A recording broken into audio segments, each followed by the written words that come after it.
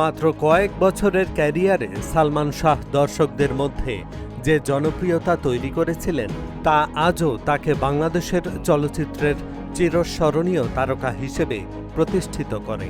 তার অভিনয়, পোশাক, চুলের স্টাইল ও ফ্যাশন ৯০-এর দশকের তরুণদের ওপর ব্যাপক প্রভাব ফেলেছিল। ১৯৯৬ সালের ৬ সেপ্টেম্বর শুক্রবার মাত্র ২৫ বছর বয়সে মারা যান তুমুল জনপ্রিয় চিত্রনায়ক সালমান শাহ। তার মৃত্যু ঘিরে যে রহস্যের জাল তৈরি হয়েছিল তা আজও স্পষ্ট হয়নি। পরিবারের বড় ছেলে ছিলেন তিনি, তার বাবা কমরুদ্দিন চৌধুরী এবং মা নীলা চৌধুরী। মাত্র ২৫ বছরের জীবনে চলচ্চিত্রে জনপ্রিয়তার শীর্ষে পৌঁছেছিলেন সালমান শাহ। তার মৃত্যুর ঘটনা নিয়ে দীর্ঘদিন ধরে আইনি লড়াই চলছে। বিভিন্ন সময়ে নিকটজনদের বক্তব্যে সেদিনের নানা ঘটনা উঠে এসেছে। মামলার তদন্ত সংশ্লিষ্ট সিআইডির একটি সূত্র বলছে, সালমান শাহ হত্যা মামলার রহস্য উদ্ঘাটন করতে সর্বাধিক গুরুত্ব দিয়ে তদন্ত করা হচ্ছে। পলাতক বাকি আসামিদের গ্রেপ্তারের চেষ্টা করা হচ্ছে। রাজধানীর ইস্কাটনের বাসা থেকে সালমান শাহর লাশ উদ্ধারের পর একটি অপমৃত্যুর মামলা করেন তার বাবা কমরুদ্দিন আহমদ চৌধুরী। তবে পরিবারের পক্ষ থেকে দাবি করা হয় সালমান শাহকে হত্যা করা হয়েছে। নায়কের মা নীলা চৌধুরীর অভিযোগ ছিল, তারা হত্যা মামলা করতে গেলে পুলিশ সেটিকে অপমৃত্যুর মামলা হিসেবে নথিভুক্ত করে। তখন পুলিশ বলেছিল, অপমৃত্যুর মামলা তদন্তের সময় যদি বেরিয়ে আসে যে এটি হত্যাকাণ্ড, তাহলে সেটি স্বয়ংক্রিয়ভাবে হত্যা মামলায় মোড় নেবে।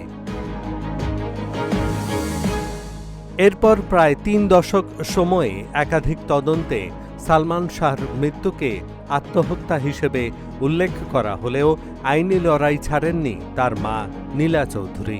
ছেলেকে হত্যা করা হয়েছে সেই অভিযোগের বিষয়ে অনড় ছিলেন তিনি। তার আইনি লড়াইয়ের ধারাবাহিকতায় আদালতের নির্দেশে সালমান শাহর মৃত্যুর ঘটনায় গত বছর ২১ অক্টোবর রমনা থানায় একটি হত্যা মামলা করা হয়। মামলায় সালমান শাহর স্ত্রী সামিরা হক সহ ১১ জনকে আসামি করা হয়। পরপরই আসামিদের দেশত্যাগ ঠেকাতে ইমিগ্রেশন তথ্য পাঠায় রমনা থানা পুলিশ। মামলাটি এখন তদন্ত করছে পুলিশের অপরাধ তদন্ত বিভাগ। এই মামলার ৪ নম্বর আসামি খল চরিত্রের অভিনেতা আশরাফুল হক ওরফে ডন সৌদি আরবে যাওয়ার সময় ঢাকার হযরত শাহজালাল আন্তর্জাতিক বিমানবন্দরে গেলে তাকে আটক করা হয়। এ বিষয়ে ইমিগ্রেশন পুলিশের একটি সূত্র বলে, ওমরা করতে সৌদি আরবে যাচ্ছিলেন ডন। তিনি ইমিগ্রেশন পুলিশের কাছে বিদেশ যাত্রার প্রয়োজনীয় কাগজপত্র জমা দেন। এরপর তাকে আটক করা হয়। পরে মামলার তদন্ত সংস্থা সিআইডির কাছে ডনকে হস্তান্তর করা হয়। ডনকে আজ আদালতে হাজির করে কারাগারে আটক রাখার আবেদন করেন তদন্ত কর্মকর্তা সিআইডির পরিদর্শক আরিফুর রহমান। আবেদনে তিনি উল্লেখ করেন, ডন এজাহার নামীয় অন্য আসামিদের সঙ্গে পরস্পর যোগসাজশে পূর্ব পরিকল্পিতভাবে সালমান শাহকে হত্যা করেন বলে বাদী মামলায় উল্লেখ করেছেন। মামলার তদন্ত চলছে। ডন দীর্ঘদিন পলাতক ছিলেন। তাকে নিবিড়ভাবে জিজ্ঞাসাবাদের প্রক্রিয়া চলমান রয়েছে। ডন গ্রেপ্তার হওয়ার পর প্রতিক্রিয়া জানিয়েছেন সালমান শাহর মা নীলা চৌধুরীও। নীলা চৌধুরী বলেন, ডন ওতপ্রোতভাবে জড়িত। এর মাধ্যমে বেরিয়ে আসবে সব, কারা জড়িত সবই বেরিয়ে আসবে। ইনশাল্লাহ সব ধরা পড়বে। এখনও মেইন আসামি বাকি, সামিরার মা লুসি ইরা।